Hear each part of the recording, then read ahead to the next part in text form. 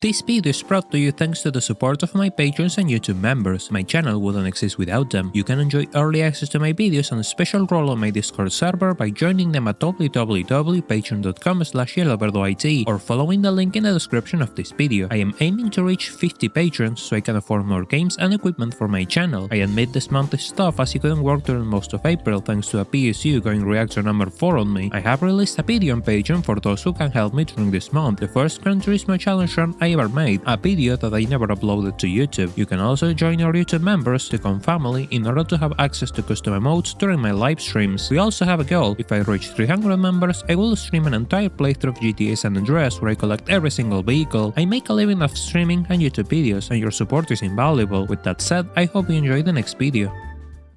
In almost every racing game, if you want to progress, you'll need to switch to new and more powerful cars, unless you are playing Gran Turismo 2. What makes it special? Well, it has the most permissive event restrictions on the entire franchise. Most events only have a horsepower limit as their only rule. If your car falls below the established limits, it will be allowed to race. Want to bring the latest BMW to a historic race? Oh, look, an overused meme. Only one make races. Events dedicated to drivetrain layouts and aspiration type have their respective restrictions. Under the circumstances, I decided to challenge myself and ask, can I beat Gran Turismo 2 with a single car? To answer this question, we need to see which events are required to roll the credits. There are 5 categories of events on GT2: the Gran Turismo League, special events, rally events, endurance races, and manufacturer races. And 4 out of 5 of these are irrelevant to us because we only need to complete the entire Gran Turismo League. This league is divided in 3 different stages, the first one being National League. While the AI can only use cars belonging to the nation of each event, those restrictions don't apply to us because that is discrimination, and Polyphony didn't want to deal with a lawsuit, so we can bring anything to these races as long as it meets the horsepower limit. You have to win these 16 races in order to progress into the next stage, European and Pacific Leagues. Unlike national events, these pair different countries on the same race. For those wondering, the Pacific League has Japanese and United States manufacturers fighting against each other. It's always explosive when these two battle themselves. These 6 races have to be completed in order to reach the final step, unless you are playing the Japanese release of Gran Turismo 2 where these events can be skipped and your only concern is the Gran Turismo World League, a 5-race championship where your opponents will be powerful race cars needing 700 horsepower. If you're able to beat them, this challenge will be completed. It's time to find a car capable of beating the Gran Turismo League. Its cost shouldn't exceed 10,000 credits, as those are the funds available at the start of each playthrough. It's also the amount of subscribers I would like to reach. Most of my audience isn't subscribed, so I am sure it can be reached. Make sure to click the subscribe button. While restrictions are lax, there are 3 races which are a problem. The first races of the Japanese, Italian and UK nationals have a horsepower limit of 197, which eliminates some of the best starters available, such as the Mark III Supra and Mazda RX-7 FC. To add another requirement, it needs to have a racing modification, an upgrade which turns ordinary street cars into race cars. As luck will have it, there's an unlikely candidate. This is the Mazda 323 or Mazda Familia.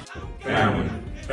Don't get too excited, Dominic. This blocky plastic saloon has a 1.5 naturally aspirated inline 4 with 110 horsepower. It isn't much, but this Mazda is light, clocking at 1000 kilograms. However, the most knowledgeable might ask, why choose the Familia Interplay when you could buy the GTX instead, which has 180 horsepower and all-wheel drive? For one, the GTX has less power when fully modified, sitting at 331 horsepower, compared to the Interplay's 376. The GTX is much heavier as well, meaning it will be slower than a fully modified Interplay. Besides, who wants a turbocharged all-wheel drive saloon which nobody knows and will make you the king of every car show? I have to drive the reasonable, boring version against a pack of stock hatchbacks. That is the Gran Turismo experience, being surrounded by compacts and being thoroughly humiliated by them on your first race. This car needs upgrades to be competitive, which I can afford thanks to its low cost. With a Stage 1 turbo kit kit, the Mazda Familia reaches 167 horsepower, which is enough to complete the first national events without many issues. Truth be told, these are quite easy outside two exceptions. The third race of the US Nationals features a mix of classic and modern, well, modern for Gran Turismo 2, this game is as old as myself, muscle cars, which aren't a problem, but the Shelby Series 1 outclasses the entire field and can be difficult to outmatch with a slow car. I added some extra upgrades such as a racing muffler, weight reduction stage 1 and racing flywheel to improve the Mazda's performance. I had a close race with the Shelby, but the AI is slower than me on the final section of Laguna Seca, granting me a narrow victory but tougher competition awaits. The third and final race of the German Nationals has a Roof BTR2 waiting for me. This car has 420 horsepower, making it the most powerful opponent yet, leaving the entire grid behind after the first corner. Deep Forest is a circuit where the AI is slow, however the Mazda Space crumbles through the back straight because it's an uphill section. This will be a problem if the AI wasn't atrocious through the final corners of the circuit, bullied by an Audi TT. This is a new low. Getting past the roof and holding first place requires a bit of blocking. A win is a win, however, and all national events are completed with this boxy Mazda. The European and Pacific leagues feature opponents with similar pace as this roof. It is time to sink more money into upgrades, adding a stage 2 turbo with racing slicks and a racing gearbox in order to lengthen the Familia short gears should be enough to sweep these races. Truth be told, by the time these leagues are unlocked, you'll have enough funds to build a competitive car, so they don't present a major challenge. They are a good way to get rich, as each race gives you a race car which can be sold for 250,000 credits. It would be nice if we could get to the same amount of likes. Fine, that is too optimistic, but you should smash the like button nonetheless. Your support is vital for this channel to grow. Sharing these videos to your friends and different communities is also appreciated to bring my content to new viewers. With near infinite funding, most people will buy their dream race car, but I don't have that luxury. It is time to prepare for the Gran Turismo World League by turning this unassuming family saloon into a race car. Thanks to racing modifications, not only this add a cool livery and body kit, they provide an extra stage of weight reduction and a substantial increase in downforce. The effect on a car performance is massive. With everything installed, the Mazda Familia sits at 376 horsepower with a low weight of 892 kilograms. Impressive figures for sure, but there's something else which needs addressing. Usually, most people increase power and call it a day. There are parts which require a setup in order to push each car to its limits. While setups are important in most racing games, in Gran Turismo 2 they are completely broken thanks to some oversights on its physics engine. Suspension setups can be exploited in different ways. Running a high rake angle increases acceleration as the game thinks the car itself is going downhill. Ride height should be as low as possible over the front axle, while the rear should be as high as possible in order to achieve this effect. It does have a downside, however, as it can increase understeer, but it can be corrected with other tweaks, such as softer front springs and dampers. It is funny because the spring ratios themselves are also broken, as the stiffer rear springs increase acceleration and handling. Gear ratios also have a flaw which is known as the gear trick, where the final gear slider has to be pushed all the way towards the right, then the auto slider has to be pushed all the way towards the left. After this, the final gear slider has to be pushed once again all the way towards the left. This setup increases acceleration and top speed, but some tweaks to individual gears have to be made. A bigger number means the gear in question will be shorter, while a smaller number is the opposite. Now, I admit this is the surface of setups on Gran Turismo 2. I have been using a guide written by Takei, which I will leave on the pinned comment of this video, along with his YouTube channel. You should subscribe if you haven't, because he's uploading something pretty interesting related to one of Gran Turismo 4's most beloved or hated cars. He also made this setup for the Mazda, which I will give you a few seconds to copy. Feel free to pause at any moment. I am scrolling through suspension, brake controller, gearbox, remember these were achieved with the gear trick explained previously, now downforce, and the limited slip differential. This is how you turn an ordinary street car into a race car, able to compete against the best of the best. Well, outside some exceptions, if any grid has the Toyota GT1, Venturi Atlantic 600LM or Ford GT40, you should leave this race immediately and restart. These cars are on a league of their own and might be unbeatable. Maybe one contender can challenge them, but we'll talk about it later because we still have a war to win. The Familia disembarks on Trial Mountain for the first race of the World League, a circuit which offers me some opportunities. My opponents are slower through the first section of the track, which provides me an opportunity for overtakes right after the tunnel. A triple overtake at that. These guys took off and forgot about me. I don't think they'll forget such a strong introduction. While I have taken 3rd place, I have to defend it, especially from the Saleen SR behind me, my opponent to beat on this championship. The rest of the grid is composed by DTM cars, 2 Calibras, an Alfa Romeo 155 and the eternal backmarker, the Lister Storm. I need to block the Saleen as it will leave me behind if it overtakes me, but I also need to ensure my pace is strong enough to claim 1st place, which is why I resort to creative racing lines. I admit cutting to the grass here is risky, as it could end with a spin, but the AI slows down way too much for the final chicane and they become a roadblock, so I might as well make a gamble and score another overtake. My opportunity to overtake the leading Calibra opens after the long back straight. Usually you can dive and push the opponents, but I was too optimistic this time and I couldn't score my questionable overtake, at least for a few corners. Oh god, here comes the Saleen. I have to block this thing, but it gets away from me and also does the Calibra. Instant karma. I gave the lead to my worst opponents and I only have 3 laps to claim 1st place. If I place 2nd, I will lose this championship. I got lucky as the Saleen doesn't break away from me and I do manage to overtake it after I exit the tunnel. Yes, I did push it into the grass, but that isn't enough to stop it at all. I fall back to 2nd place after being pushed by the Saleen. The chase continues as another opportunity to showcase my type bomb skills presents itself. The lead is mine until I screw things up, a tradition of this channel by now. Corner cutting comes with a price and the Mazda bounces and I can't control it, sending me into a wall. I have the Saleen and Calibra right behind me. Once again, the first section of Trial Mountain allows me to overtake these 2 before they break away from me. Of course I can't hold the Saleen through the back straight, but it can't outrun a type bomb. I am not losing this race. I will cross the finish line on 1st place and establish an early lead on this 5-race championship. Laguna Seca is the battlefield for our 2nd race. The first turn gives me an opportunity to gain some positions, even if I took creative racing lines to avoid a traffic jam. The good thing is I kept the Saleen away from the lead, stuck behind the slow Mazda, at least until we reach the corkscrew. The Saleen tries to overtake me but fails. I do overtake a Calibra and Lister Storm, which surprisingly held 2nd place until now. What sort of twisted miracle is this? I suppose the same could be said about the leading Alfa Romeo. Usually these DTM cars are backmarkers as they cannot compete against GT class cars, but this grid has none of them. Well, the Saleen is a GT2 car, but it has to pass me first. The 155 doesn't put up a fight and it allows me to claim 1st place by the 2nd lap. I get to enjoy some peace and quiet as the Saleen is stuck with traffic until someone comes knocking and taps me gently. It appears when I have to start braking for the corkscrew. This is why I don't feel bad about pushing the AI around. They have no respect either. I am aware the Saleen has an advantage on the main straight and it will always overtake me unless I block it, which I managed to pull off and score another close win. More championship points for me. With 2 victories under my name, I managed to build a 4 points gap with the Saleen as we step into Apricot Hill. This is the circuit where my opponents suffer the most. I just gained 4 positions in a single corner because they all understeer into the grass. The second to last corner is a chicane which can be cut for massive gains as the AI is real slow through it. This allows me to recover some ground against the Saleen, who took off after my opponents lost their brain for a second. Unfortunately, I get left behind as well, as I can't keep up with those 640 American horsepower through the main straight. It takes until the 2nd lap where I can take advantage of an imaginary strip of tarmac to overtake the Saleen. If only I didn't have to block it yet again because we're crossing through the long main straight once again. Thanks to the fact I can cut the final chicane, this race is almost trivialized once I secure 1st place. In fact, I managed to build a sizable gap by the end of the race, the only time I will achieve such a feat because it's all downhill from now on. The Gran Turismo World Circus takes us to Rome, which is one of the worst circuits for my conditions. It's a circuit full of fast corners and long straightaways where downforce is king, something which my Mazda lacks. You might think this is trivial given I faced this disadvantage in every single race until now. What makes Rome's circuit so different from the rest? The fact the AI is much better on Rome than in any of the previous circuits. There are no sections where I'm better than them. Any opponent here is a threat to my efforts and I have to minimize damages. There are a couple of corners where my opponents give me an opportunity for overtakes as they slow down way too much and I can use my turbo gearbox to push touring cars around. With 3rd place secured, I have to chase the local hero, the Alfa Romeo, on 2nd place. The northern section of the track comes to my rescue. With a couple of 90-degree turns paired together where the AI takes worse lines, it's enough to push the Alfa Romeo into 3rd place as I continue my chase on the leading Saleen, a chase which continues through lap number 3 and lap number 4 and lap number 5 with a Calibre approaching from behind. It doesn't have the pace to overtake me, but I do lose the race as the Saleen has left me behind. It managed to beat the race 5 seconds ahead of me. I didn't have a chance. My championship lead has shrunk as we enter the final race on Midfield Raceway. Kind of ironic that this championship ends here, as the Masters struggle with the circuit through the entire run. I am really underpowered, there is no way I will keep up with any of my opponents on speed alone. It does help if half of the grid understeers on the first turn though, or maybe not as I only managed to overtake the slow Lister. I have to wait a bit longer before attacking the Calibras as they struggle on this bank turn. I don't understand why they slow down so much, but I'm not complaining. This seems to be the only area where I can overtake my opponents, as I managed to approach the Alfa Romeo who wants to delay the inevitable. A proper dive bump and some pushing later and the Alfa becomes a distant memory. Unfortunately, I am quite far from both 2nd and especially 1st place, which is the Saleen. This is uncomfortable as a 3rd place finish will only give me 4 points, which is exactly the distance between me and the Saleen itself. If I finish this race on 3rd, we will be tied on points. They keep pulling away from me and I have to defend against the opponents behind me, especially this Calibre which I can break away from. There is no hope at this point as I won't recover 4 seconds on a single lap. The best I can do is block the Calibre one final time before crossing the finish line on 3rd place. It's the moment of truth. Who won this championship in the end? It's the Master Familia. I think it's the fact I won 3 races while the Saleen only scored 2 victories. Still, this championship is mine and I managed to beat a pack of race cars. But how could this be? GT Wiki told me it was impossible. Quick note, there is no reason to use anything but super soft slicks in GT2. All tires have the same lifespan. Really? While this Master is an excellent car, there is a more sensible choice for this challenge. Right, let's rewind the clock to day 1. I still have 10,000 credits and I haven't started my single car challenge run. Searching through the dealerships, we encounter the Nissan Silvia S13. God, I swear if any TikTok users want to harm this beauty, they'll experience things YouTube will ban me for even suggesting. However, there is a problem. This S13 has 205 horsepower and our cars have to be below 197. As luck will have it, earlier S13s are less powerful. The 1988 Nissan Silvia KS sits at 175 horsepower, but it shines for its absence in the Nissan dealership. Used car dealerships change their inventory every 10 in-game days. In order to advance a day, you need to enter a license test and quit. Make sure you leave this menu where different tests can be selected. You also can skip days by entering and leaving races, but I'm assuming you'll have no cars at this stage, so licenses are the preferred method. It only takes 10 days before the right car appears. Wait, hold up, Oliver, didn't you do this during a live stream? Yes, I did, but you didn't know that because most of my audience doesn't tune into my live streams. Each Sunday at the times shown on screen. There will be more streams during the week until the end of May. Right now I am playing Need for Speed Underground 2, but I'll start other playthroughs too. It will mean a lot if you could join. With the S13 under my name, it's time to terrorize the National League. At least it doesn't need any upgrades for the first races. It's an easy sweep until US Nationals 3, where I start applying weight reduction, install a set of super soft racing slicks, drivetrain upgrades. Seriously, don't overlook this as they provide a massive boost in acceleration, along with a racing muffler, performance chip and racing intercooler. Some might think buying these tires is overkill, however I will keep these until the end of the run. It wouldn't make sense to buy 2 different sets. The extra horsepower should help against this pack of Shelby Series 1 on my grid, who are fast on a straight line but can't handle corners. These aren't your stereotypical American tugboats. Maybe one day I'll make a video on this, nobody seems to remember them. If you like cars, you should join my Discord server. Same if you don't, it's a really cool place, you'll find a link in the description. The roofs at German Nationals didn't stand a chance either. A Stage 1 turbo kit and racing gearbox were enough to decimate the European and Pacific leagues. The S13 is much better than the Mazda in every aspect I feel. Outside handling, it is a heavier car and it feels like a brick at times, understeering its way through turns. I want to mention this as we head into the GT League with a fully modified S13, which sits at 366 166 horsepower and 999 kilograms. Impressive. It's less powerful than the Familia. It surely doesn't feel like it, however. For those wondering, this is the setup I use for suspension, brake balancer, gear ratios, downforce, and limited slip differential. This time my opponents are more competitive, however. Your eyes aren't deceiving you, that's a GT40 on 5th place. This grid placement forces it to overtake multiple cars before it's stretching its legs, which gives me a narrow window to secure the lead before it disappears. I did mention there was a way for my slower cars to beat this monster. I never said it was easy though. I managed to get past the only backmarker of this grid, the Alfa Romeo 155, before heading into the back straight. While the S13 is quicker than the Familia, it is hard to appreciate, especially when the Vector M12 ahead of me takes off. While it lacks handling, this thing is really quick on a straight line, a trait which goes to waste on Trial Mountain. With 4th place being mine, the chase continues and I encounter a Nissan R390. The short-tail variant couldn't see success even in Gran Turismo, but it looks pretty cool with Slivery. Meanwhile, the Ford GT40 is stuck behind the Audi TT LM, a fictional race car created for Gran Turismo 2, which isn't a bad car, but it is slightly underpowered against other competitors. It shouldn't be underestimated as it can put up a good fight. When I managed to reach the pack by the end of the second lap, I encountered a curious situation with the GT40 on 3rd place and the Nissan R390 on the lead of all places. I won't have a better opportunity to overtake the Golf Color Menace, and I'm lucky enough to outpull it before the final chicane. Bonus overtake on the TTLM before the 3rd lap starts, where I have to chase the Nissan before it becomes a distant memory. But guess who wants to join the party? It's the GT40, of course. Not today, sunshine.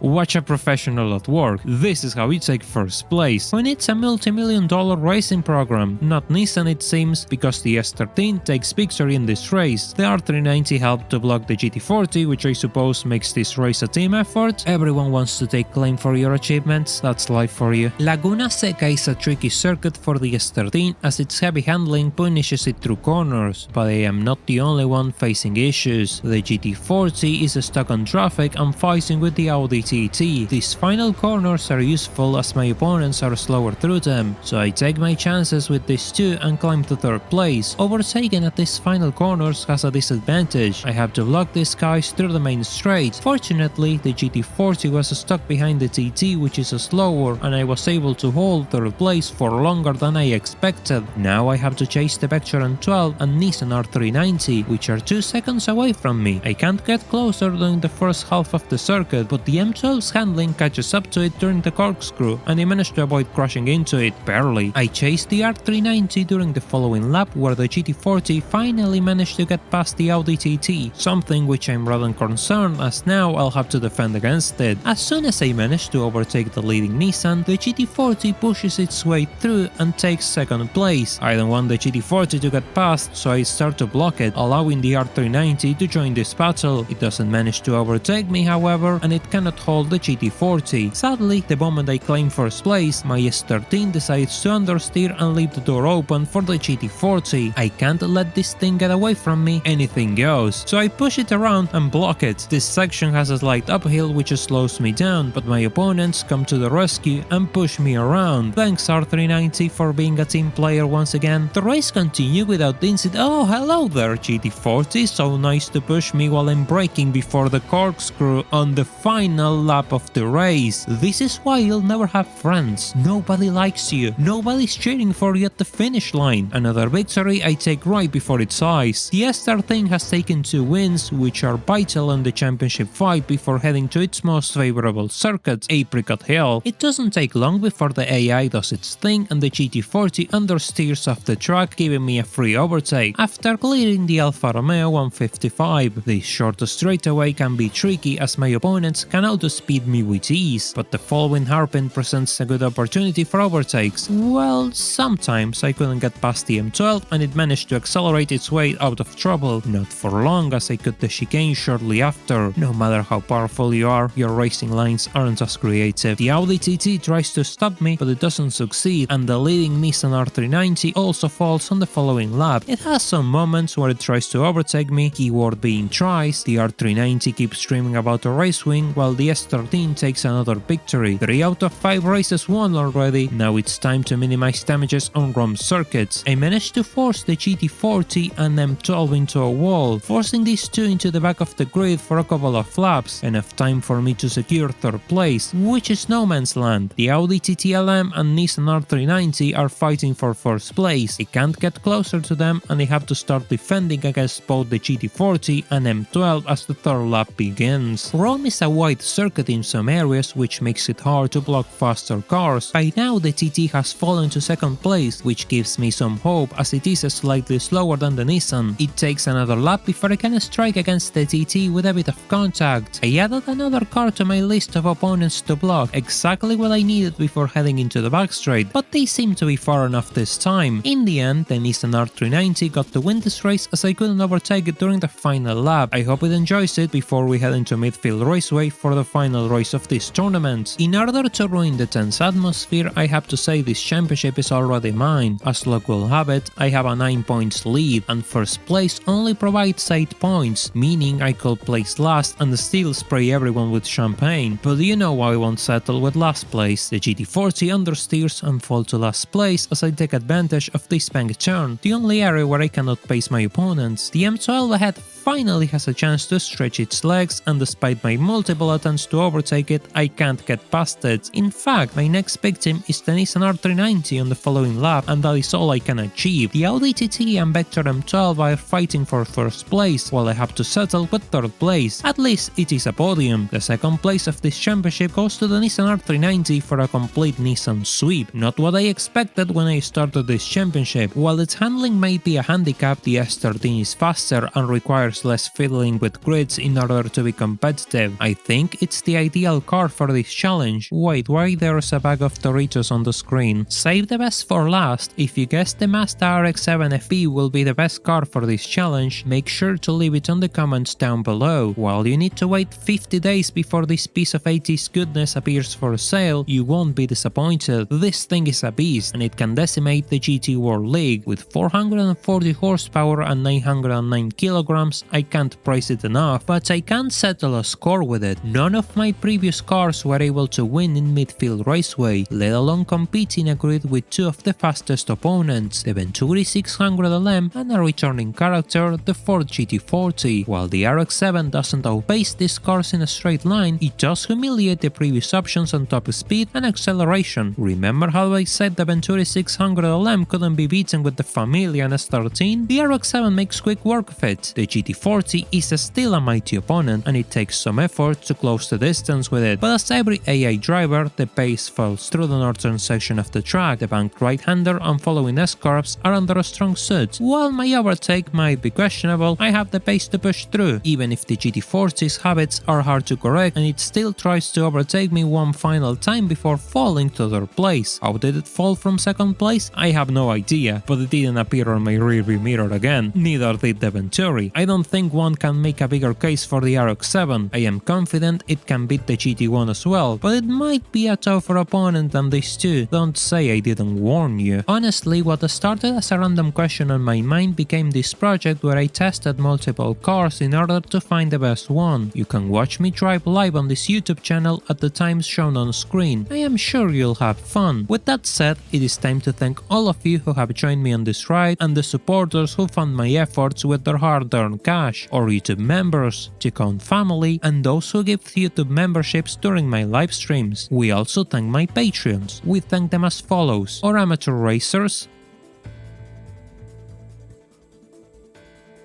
professional racers,